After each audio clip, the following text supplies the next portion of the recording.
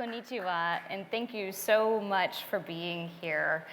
My name is Chelsea Collier. I'm the founder of Digi.City. I'm the editor-at-large for Smart Cities Connect, and I have the honor of being with you and my esteemed panelists to serve as your moderator today.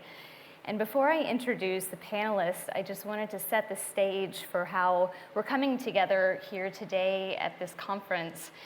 You know, many years ago, I spent a summer in my undergraduate studies in Machida, Japan, studying Japanese language and culture.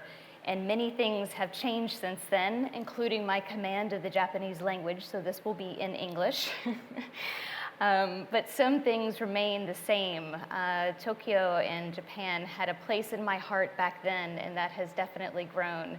It's such an honor to return to this vibrant, exciting city that I think is well on its way to becoming a smart city. So thank you to City-Tech.Tokyo, to Governor Koike, and to all of you for sharing your time. So we're here to talk about technology and smart cities, which is easy to think that you simply apply technology to a city, you collect and analyze that data, and all of a sudden your city runs more efficiently. But my esteemed panelists are experts on the idea that it takes much more than that. It's about how you apply that technology as an enabler to create a city that inspires people's well-being, and that is the focus of our conversation here today.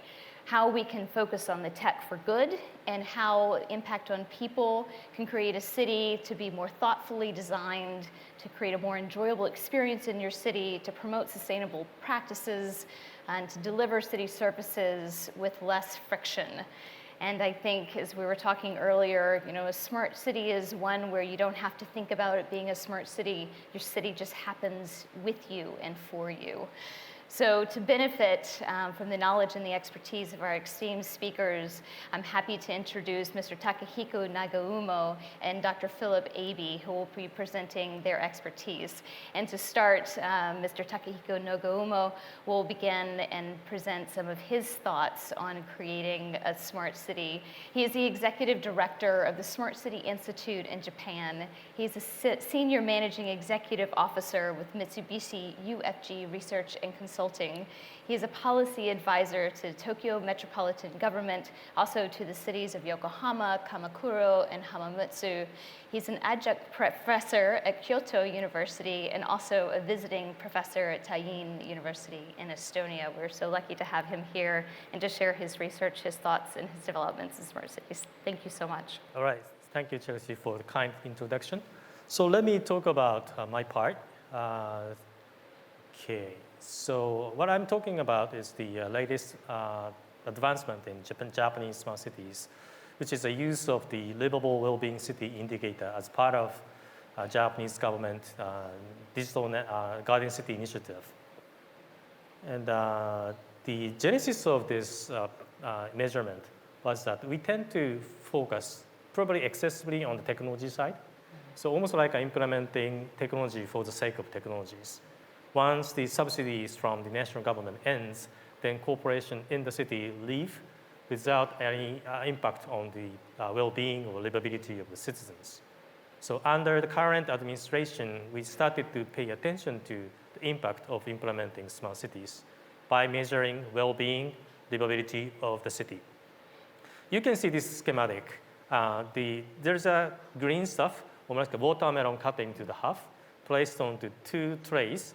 The two trays part is the digital infrastructure. The green part represents the digital solutions, and you can see above that is surrounded well-being. This is a key addition in the Japanese smart city initiative. And we have been talking too much about these two middle layers, digital layer and the social infrastructure layers, and almost forgotten about human and society layer.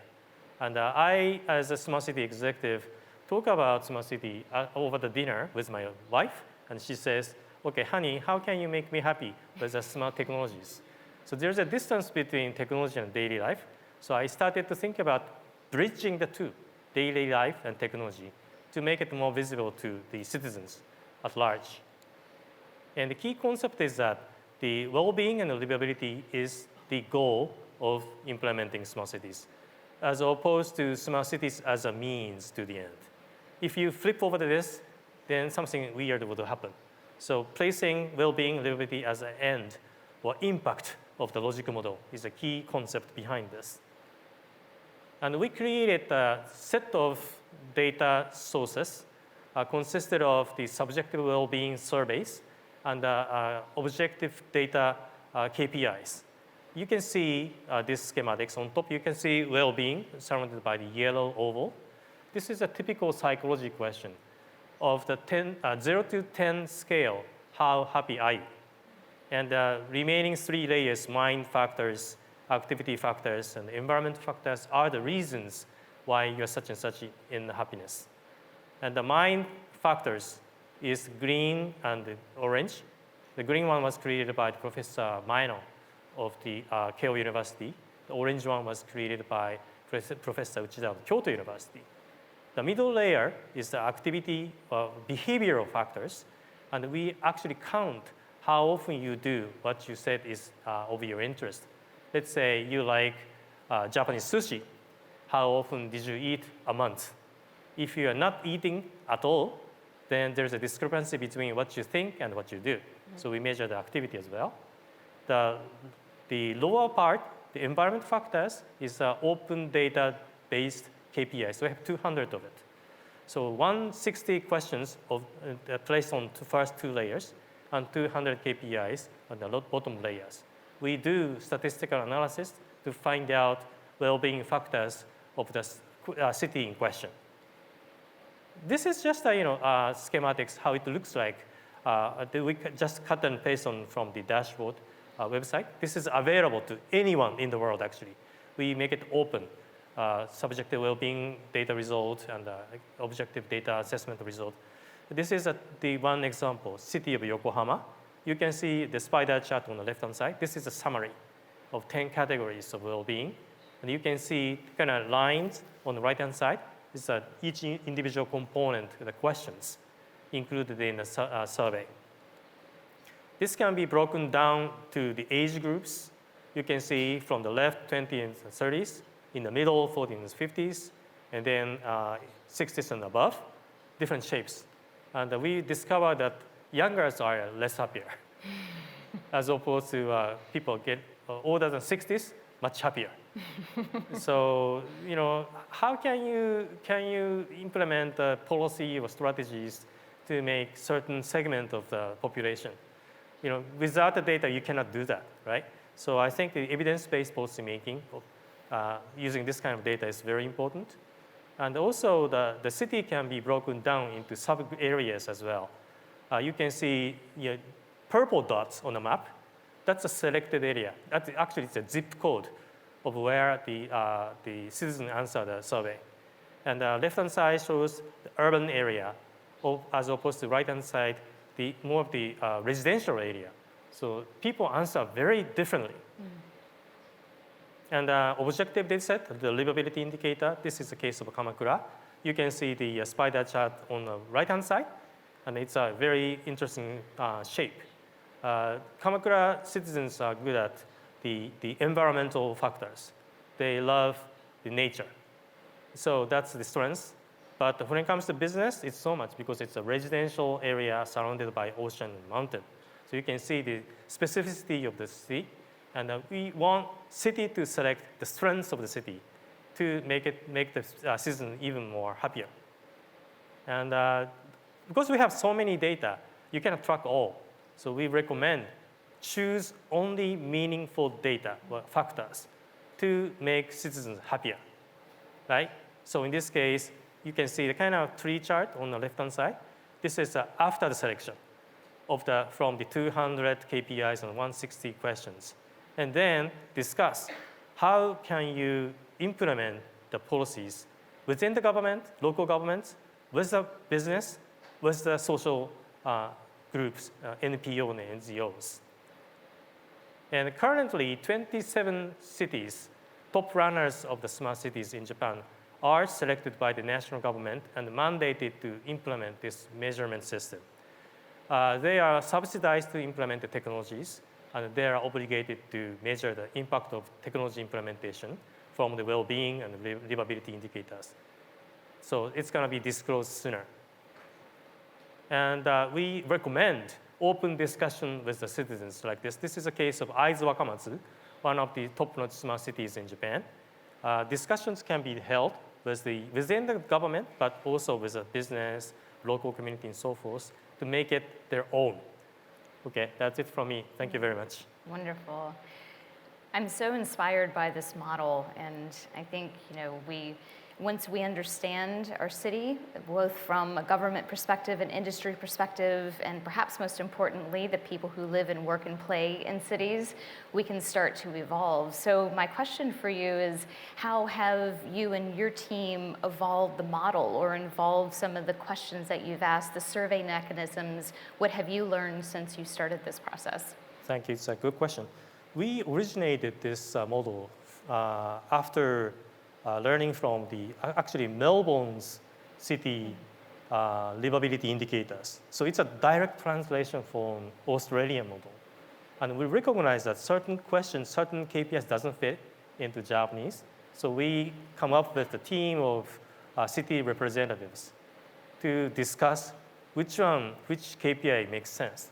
After that, we recognize that objective KPI isn't sufficient to actually measure what people actually feel and think about the living environment. So we added subjective well-being piece, working together with the 3 professors of universities. And then we came up with humongous, actually huge number of questions. So we are streamlining it little by little after conducting this first round of survey. So it took 3 years to be current stage. I think we can appropriately apply the concept of Kaizen to Exactly. work. Exactly. Thank you so much. Really appreciate you sharing your insight in the model with us, and I hope those who are visiting from the US, my colleagues, can take this back to their communities too. I know I'll do my best to share what I've learned here today. So next, we're honored to have a presentation by Dr. Aeby, who will focus on ESGs. Dr. Aeby is the CEO and board member of RepRisk in Zurich. He began his career in environmental physics and has now relayed that early expertise in the design of neural networks to assess risk for ESG investment. He has a PhD and a master's degree from the Swiss Institute of Technology and has been a previous executive with Amgen Biopharma and the Boston Consulting Group. So Dr. Aeby, thank you so much for sharing your perspective and the work that you all are doing with RepRisk. Thank you so much, Chelsea. I have the privilege to be here because last year RepRisk, we were one of 6 companies that got elected by the metropolitan area of Tokyo in the area of green finance and getting help to incorporate in Japan, but also serving Japanese businesses here and expanding our network in terms of technology, as I said, in the area of green finance. And when you think of green finance, you could also say it's also digital and it's sustainability, and that's pretty much the same as a smart city, right? It's also digital, and it should be about sustainability in a very comprehensive sense. But I guess part of the discussion we're going to have today is how we can bridge actually 2 very different concepts. You have the smart city concept, and here basically the ultimate key performance indicator, KPI, is about well-being of citizens, right? Yeah. While the world where I come from, we talk of ESG. ESG stands for environmental social governance. You could also say it's another word for sustainability, but it's mainly supporting and targeting financial institutions in decision-making regarding investments, regarding lending, and in engaging with corporates. For example, that a bank engages, which means talks to a company and says, what can you do to reduce your carbon footprint? What can you do to green your supply chain or have a better due diligence on human rights in doing business outside of Japan? So RepRisk come from this ESG world, while the smart city is very much about the citizens, and there's quite a big gap. But when you think about that, the businesses are the very foundation for all cities, right? That's also, I think, historically the reason why we have cities, that people came together to do business, right? and with all these advantages of the networking, etc. And when you think of business, one of the key aspects nowadays is that you think, how do companies actually do business? And one term used, for example, by the OECD, the club of the rich countries, is business conduct. So how do you conduct your business? And ESG and what we do as RepRisk is all about business conduct. So it's one fundamental pillar of the smart cities, because the business obviously create the wealth that you can do the surveys and can make the citizens happy, create work, give purpose, etc.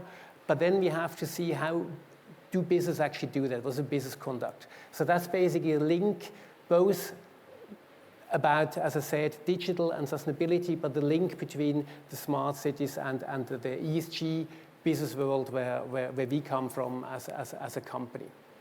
And here one other aspect I would like to bring to your attention is Japan is an extremely impressive society, economy, country. I'm stunned when I come here to see how developed everything is, how far you are with these social indicators is absolutely stunning.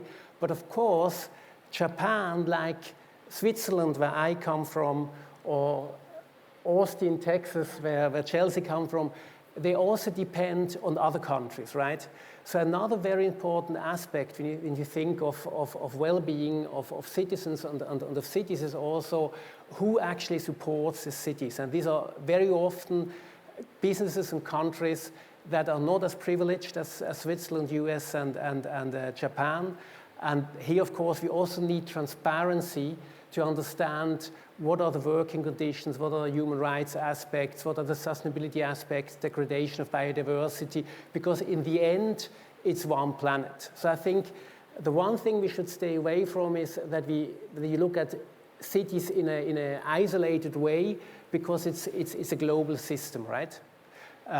So all these environmental, social, sustainability aspects, all of this have to be seen in a system view. So let me say something before we go into discussion about our company. It's all good about the slides. I just read a very long introduction. Perfect. I just want to show you 3 slides so that you really understand what does sustainability and technology mean for us at RepRisk. So what we do is something very, very focused. We look at this ESG, environmental, social governance, from a risk perspective. Why? Because we believe this is what ultimately matters in terms of business conduct. Because when companies do good things, like coming up with great products, creating work, etc., that's generally known.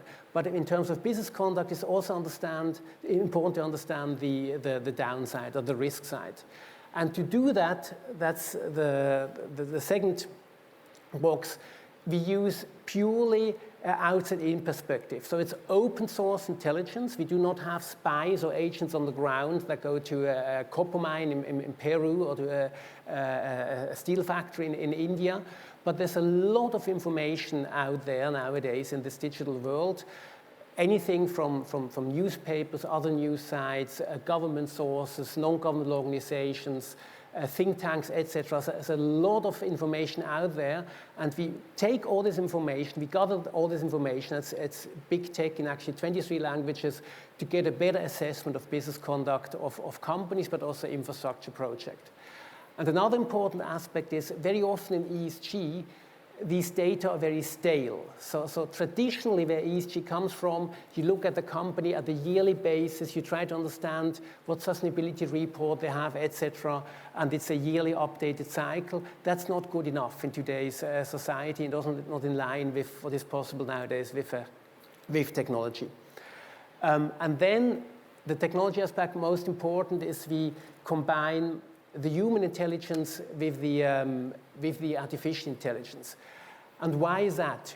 We do that because, first of all, what investors and banks and corporates, for example, for the supply chain, need from us is data and metrics, KPIs, that is due diligence grade, which means you can take decisions based on that. And even with the best technology, you don't have the accuracy and also the certainty that you don't miss something that is good enough for decision making immediately, and that's where the human intelligence still plays an important role. So it's quality assurance to have due diligence grade data. But the other aspect is when you talk of artificial intelligence, very often you mean machine learning. And machine learning means that you feed a machine a lot of data so that the machine can see patterns and then basically can identify things. For example, let's say there's a Korean document about corruption in a certain country, and that then the machine immediately sees this document is exactly about this, about corruption in Korea by a certain company, etc. And the machine can do that much better, but you have to feed it a lot of such what is called documents in machine learning, which are labeled by analysts, which mean the machine knows it is actually about corruption, is about Korea, is about this company. So you have to feed this machine all these documents, and that is what the analysts are very important for. And talking of machine learning, all of you have heard of this chat GPT, which uses one model in machine learning, which is called the Transformers, and super cool, reminds me of this cool Transformer movies, which is basically a way to do natural language processing in one go. So basically you can take a whole document and just basically run it through the model, and then basically you can either do what we do, a so-called classification. You take a document in Japanese and know, okay, that's now related to a social impact issue.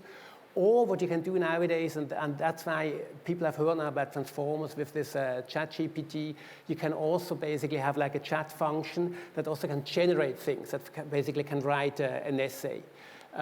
So we use the same technology, but not for this generative AI, but for a much more narrow type of AI, which is about classifying documents to be sure that something is related to a certain ESG issue.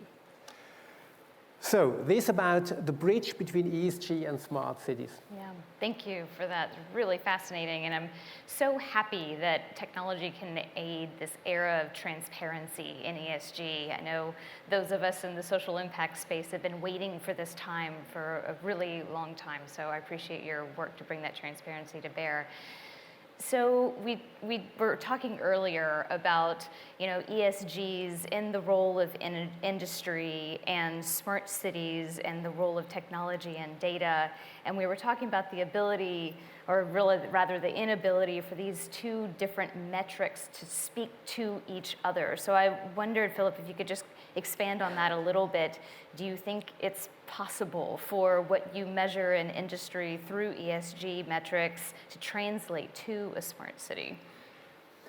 I love that question, because that's exactly that we have to build this bridge, right? Between policymakers and governments and investors and businesses. And this bridge currently doesn't exist.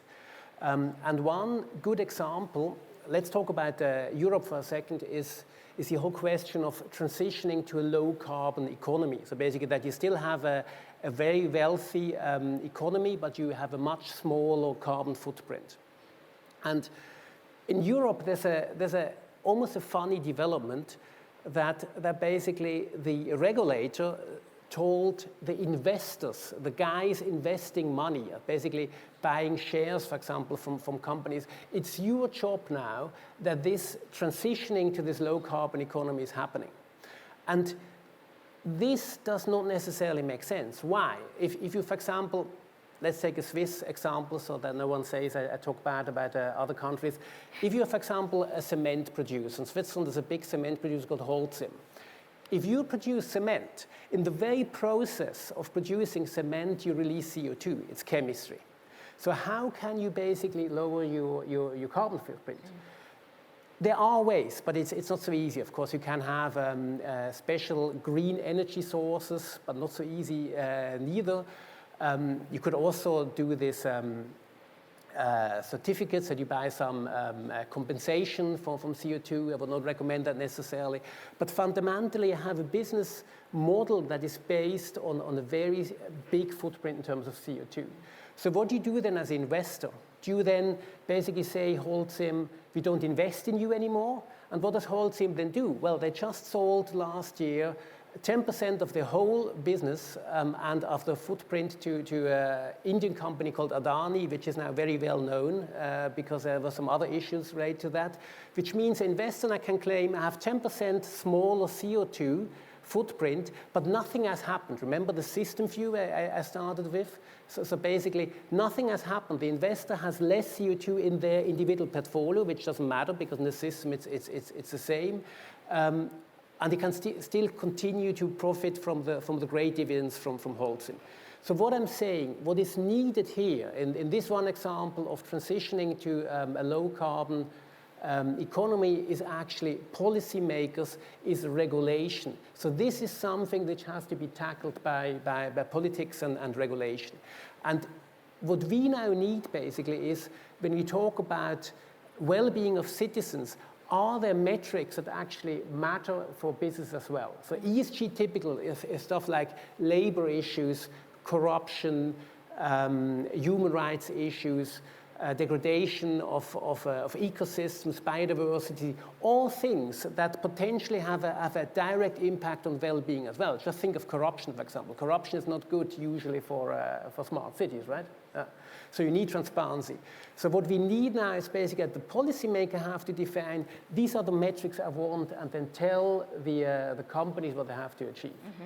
So perhaps maybe the bridge between industry and smart cities, government and community, is this idea of sustainability. Perhaps that is the definition of well-being. And I'm curious how much this came up in the surveys, and I really appreciate that you're talking directly with citizens and residents and pulling their thoughts, their opinions, and then showing how those are different based on different demographics. Is that one of the top concerns, and do you think this could be a way to have a different kind of dialogue with industry? That's a good question. So when we designed the survey, we already included economy part, environmental part, society part as the main ingredients of the survey. And it's equivalent of the idea of the ESG placed into the kind of a design of the survey. And we recognize that to make a citizen happier, you really have to balance those three factors in a culture-specific way, I would say, right? So if it's the too much business-driven, maybe disparity between poor and wealthy will be widening, and maybe the natural environment will be polluted. So economy only is not the choice, at least for the citizens of this country or maybe Western Europe and the United States. And if you are too much relying upon the government, there is a tendency towards authoritarian approach, which is not really the choice of our free world. And if you don't really capitalize on citizens or social community, then it's very dry society will exist. Maybe neighbors important, family members, schools, club members. Association is very important to feel what you are doing in the community. So you really have to balance the three factors in a nice fashion. Mm-hmm. And then we incorporated those factors into the question. And we came up with a result right now. And it's interesting. So you really have to have self-efficacy to do startups. So that's one business area question, right? And if you have someone you can rely upon when you're in trouble, you're very alone, right? So the community connection is very important. That's a society-specific questions. And if you are not trusting the local governments, you're not really happy at all. So trust on local governments is another question, typical in the public sector pillar.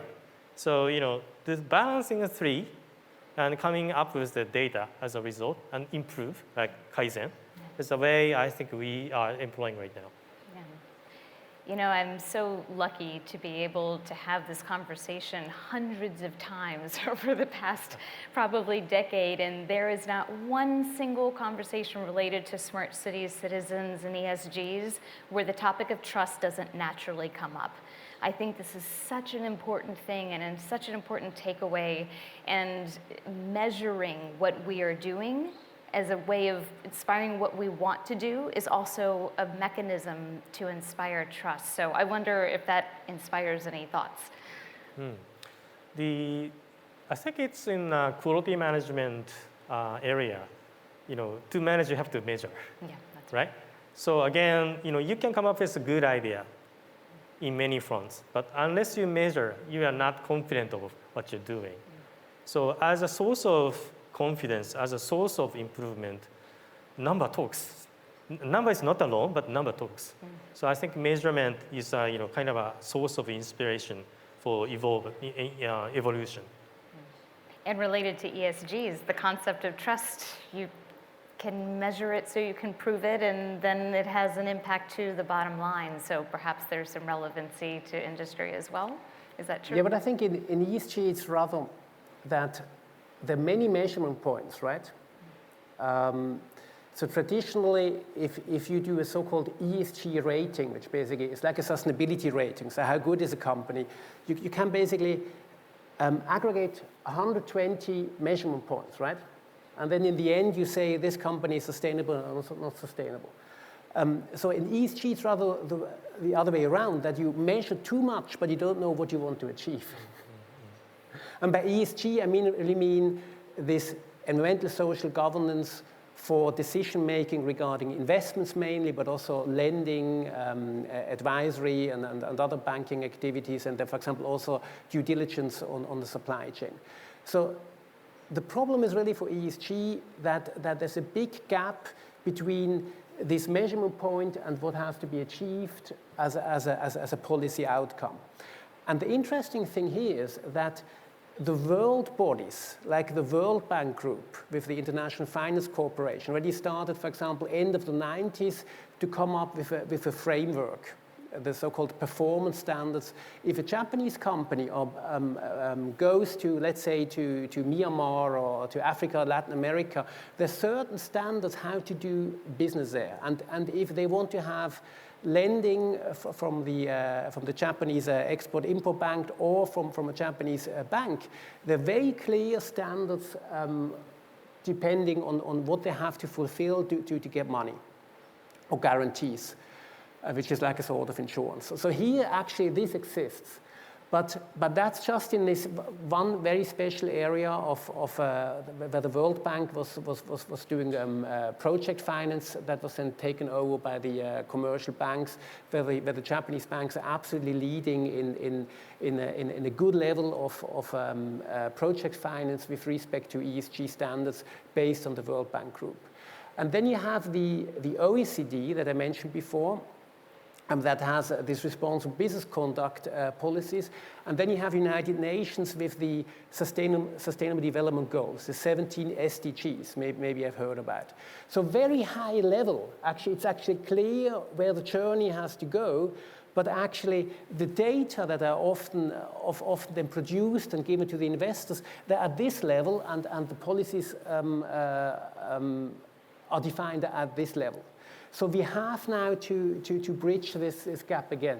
So what we need is that cities, national governments, the European Union, which did that to a certain extent, actually define what they want to achieve, and then basically bridge that with the well-being of the citizens, right? And then we have the metrics. Yeah. That's a very important point. The number itself isn't sufficient, actually. You really have to have a goal, a vision or goal, and also the context of the city in question. Let's say the residential area would prioritize safety of children. That's the vision of the city. Then you measure relevant KPIs or survey questions to that goal. If the city is dedicated to innovation, capitalizing on the universities in the city, then innovation is a goal, and we measure how much innovation can you produce.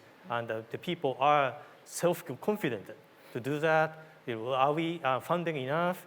Those questions follow, right? If we are talking about circular city, then we talk about the circular city model relevant questions and KPIs. So we have to first define which way you are heading to based upon the philosophy or context or culture specific to that city.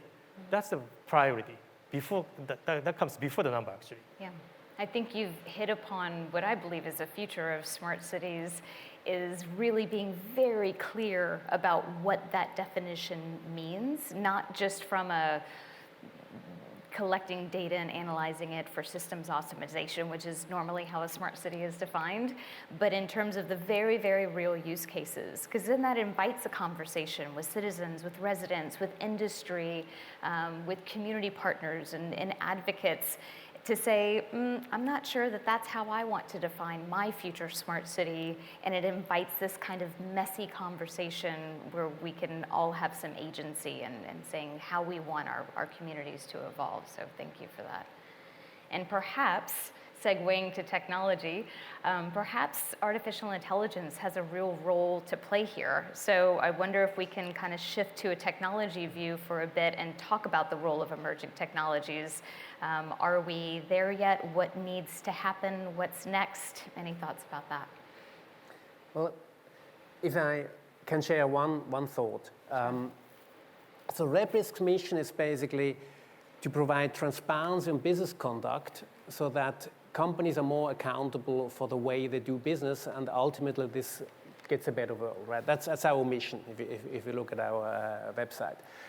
But this mission is mainly achieved by two things, and one you just mentioned, it's technology. And why technology? Because technology leads to transparency. So nowadays, even in less developed countries like Bangladesh, in a textile factory, etc., if you have a really bad safety situation, everyone can basically take a picture or a little video and documenting that, and then they basically can be shared with anyone in Austin or Tokyo or whatever, right?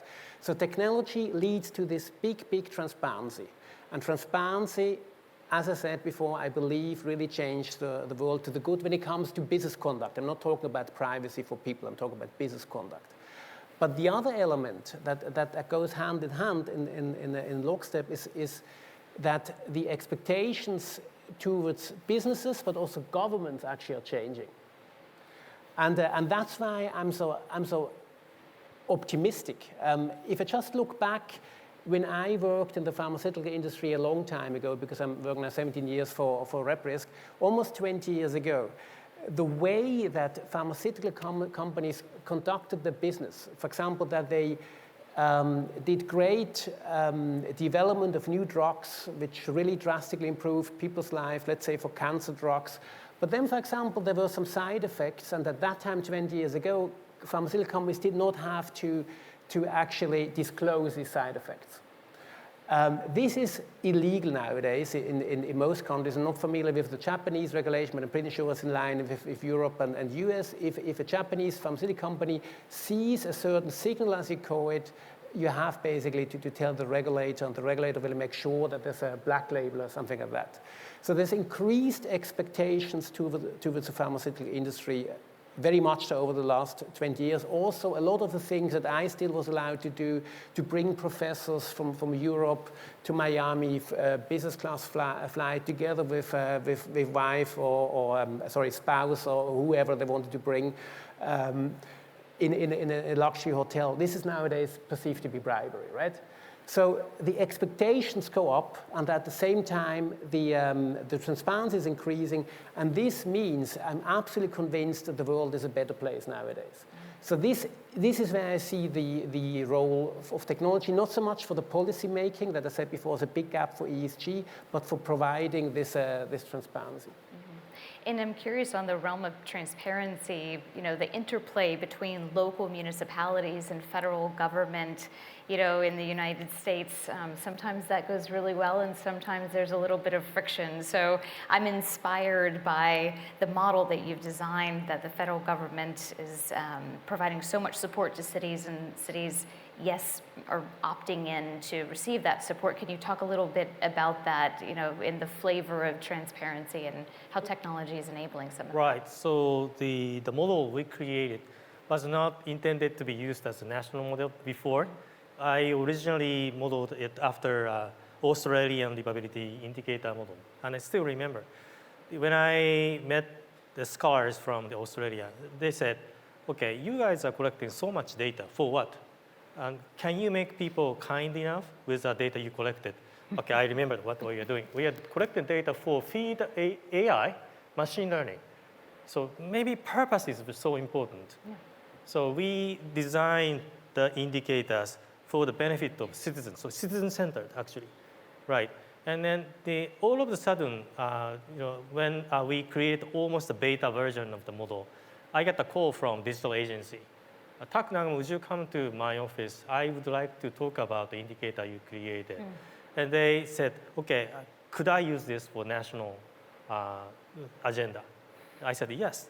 So it's not a monetary, it's more of the alliance situation between my community, my organization, and the state, the country. And then the government, national government, decided to select top-notch smart cities based on their criteria. And the selected ones are subsidized.